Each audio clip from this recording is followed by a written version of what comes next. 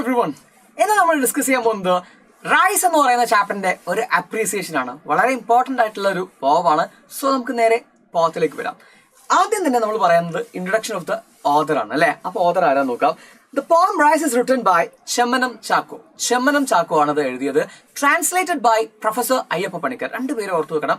ചെമ്മനം ചാക്കോ, മറ്റത് അയ്യപ്പ പണിക്കർ. ട്രാൻസ്ലേറ്റ് ചെയ്ത ആള് അയ്യപ്പ പണിക്കറാണ് കേട്ടോ.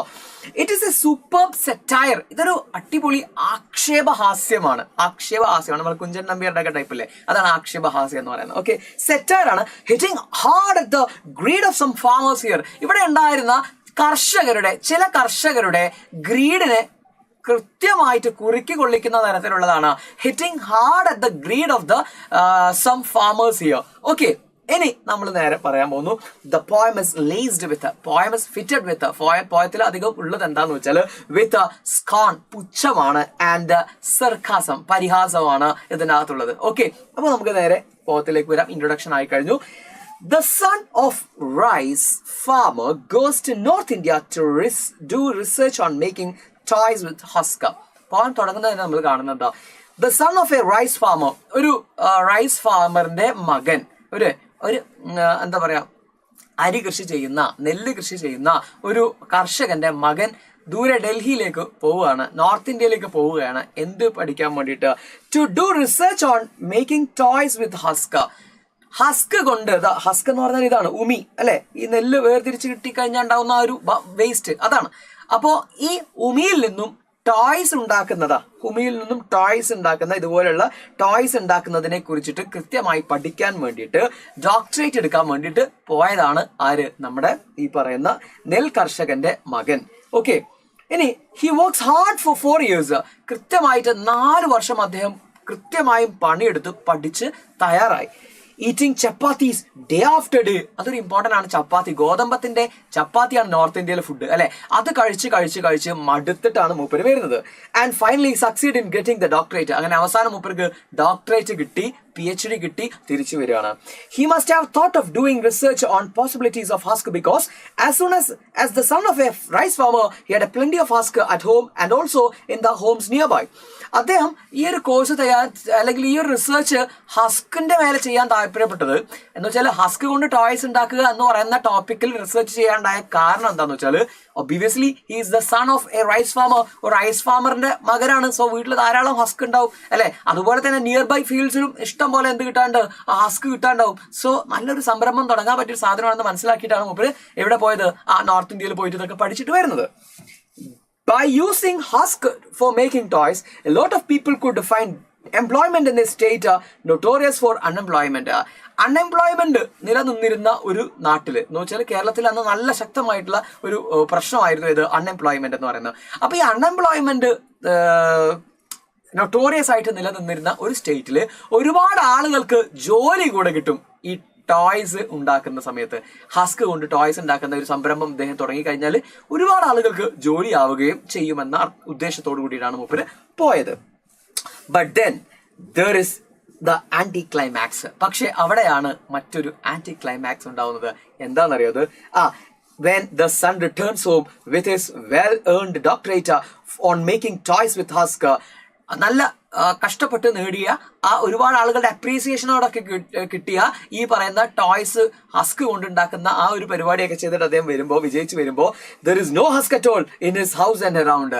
പക്ഷെ അദ്ദേഹം അൺഫോർച്ചുനേറ്റ്ലി നിശബ്ദനായി പോകുന്നത് എന്താന്ന് വെച്ചാൽ അവിടെ പിന്നീട് നാട്ടിൽ ഹസ്ക് തന്നെ കിട്ടാനില്ല.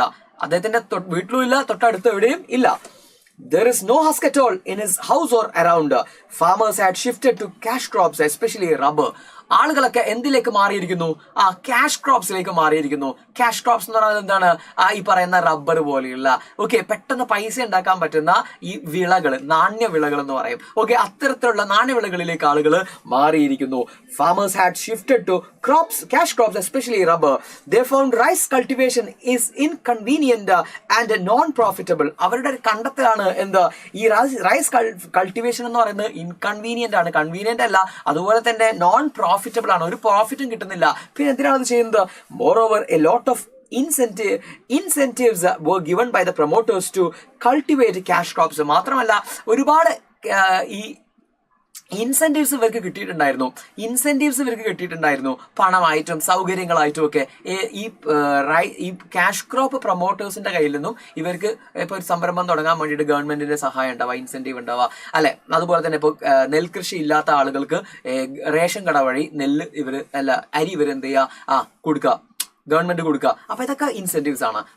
ഓക്കെ, പ്രൊമോഷൻസ് ആണ്, കാഷ് ക്രോപ്സിനുള്ള പ്രൊമോഷൻസ് ആണ്. മനസ്സിലായോ? അപ്പൊ അതും നാട്ടിലുണ്ടാകുമ്പോ പിന്നെ ആരാണ് ഈ പറയുന്ന നെൽകൃഷി ചെയ്യാൻ പോവുക?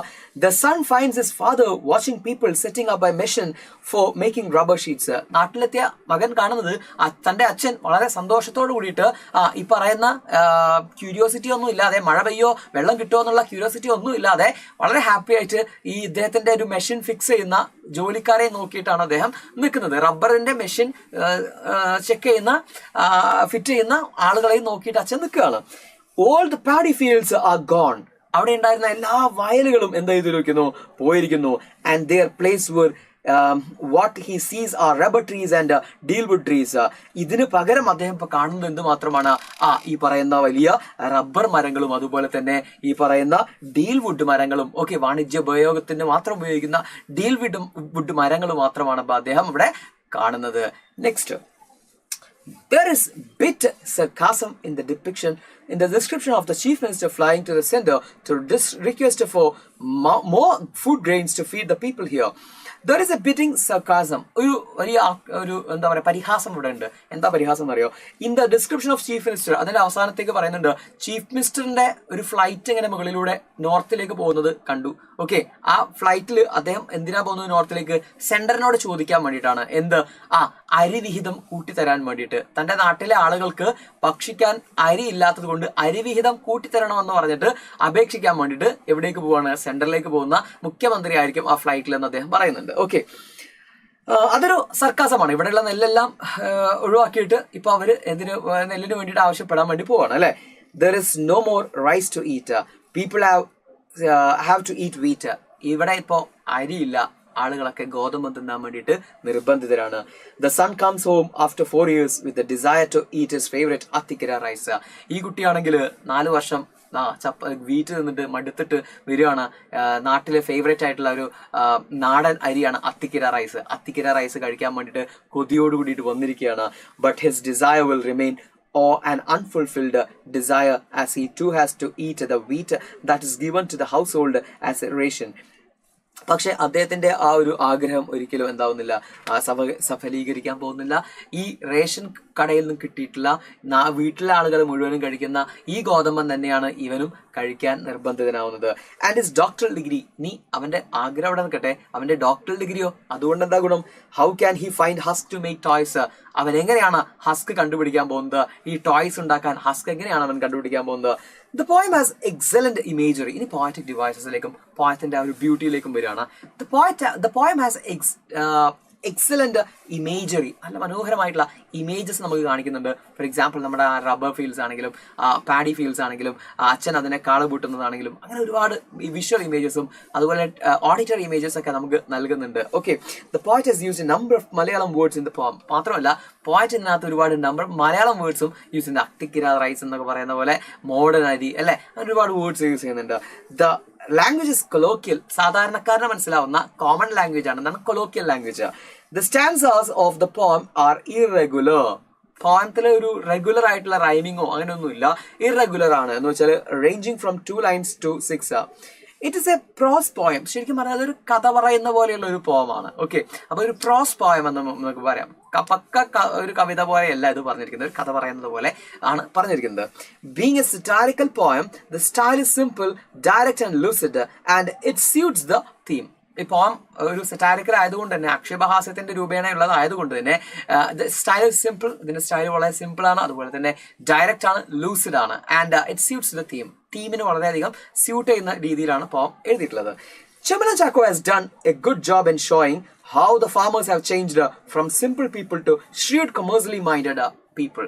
ഈ ചെമ്മനം ചാക്കോ എന്ന് പറയുന്ന ഈ നമ്മുടെ പോയറ്റ് വളരെ കൃത്യമായിട്ടും ആവിഷ്കരിച്ചിട്ടുണ്ട്, വരച്ച് കാണിച്ചിട്ടുണ്ട്. എങ്ങനെയാണ് ഈ പാവപ്പെട്ട സിമ്പിൾ ആയിട്ടുള്ള ഈ കർഷകർ എങ്ങനെ ഷ്രൂഡായിട്ട്, എങ്ങനെ എന്താ പറയാ, ഈ ഒരു ലാഭക്കണ്ണുകൊണ്ട് കൊമേഴ്ഷ്യലി ലാഭമുണ്ടാക്കുക എന്നൊരു താല്പര്യത്തിലേക്ക് കുറച്ച് ഗ്രീഡി ആയിട്ട് എങ്ങനെ അവർ മാറി എന്നത് കൃത്യമായിട്ടും ആര് വരച്ച് കാണിക്കുന്നുണ്ട്, ചെമ്മനം ചാക്കോ ഈ ചാപ്റ്ററിൽ വരച്ച് കാണിക്കുന്നുണ്ടെന്ന് പറഞ്ഞിട്ട് നിങ്ങൾക്ക് എന്ത് ചെയ്യാം, അവസാനിപ്പിക്കാം. സോ മറക്കരുത് ഒരു കാര്യം, നമ്മുടെ ആദ്യം തന്നെ പോയറ്റിനെ പറ്റി പറയുന്നു, തീം പറയുന്നു, ശേഷം നമ്മുടെ പോയത്തിൽ പറഞ്ഞ അല്ലെങ്കിൽ പോയത്തിലുണ്ടായ സംഭവങ്ങൾ, അതാണ് നമ്മളിപ്പോൾ ഡിസ്കസ് ചെയ്തത്, പറഞ്ഞ കാര്യങ്ങൾ, ദെൻ പോയറ്റിക് ഡിവൈസസ്, ലാസ്റ്റ് നിങ്ങളുടെ ഒരു ഒപ്പീനിയൻ, അതാണ് നമ്മളിപ്പോൾ പറഞ്ഞ ഒറ്റ സെന്റൻസ്. ഓക്കെ, ഇത്രയും കാര്യങ്ങൾ നിങ്ങൾ എഴുതിയാൽ മതി.